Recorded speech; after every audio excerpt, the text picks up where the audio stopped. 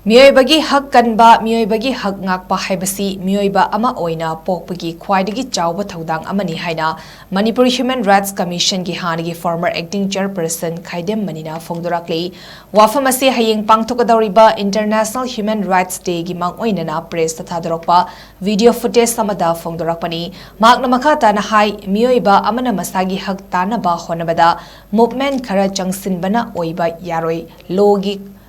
Court ki matenga iroina na masagi hak tangadabani haiba wafam thamlakli.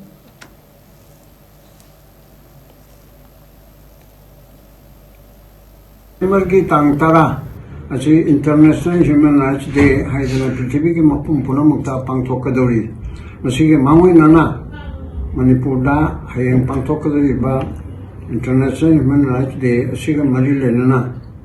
HANNAGI Human Rights Commission ki thokpuramba amu oina ina miyam da paujela si pijari madudi Meoibagi Hak Ngakpa Meoibagi Hak Kanba honaba Haibasi Khwaidagi hana Meeoiba Meoiba mapukta poi ebisingi adugumba THOUDANG AMANI maramaduna asigumba aikoigi hak tanaba honabada aikoina thauna phana thengnaba ma changi adugumba aikoigi hak phangnaba honabada thakom na tawba movement khadatangi chamcham na tawba ke khadatangi tawba duni yaroi movement chu tawgadabani loinana lo court ki mateng loraga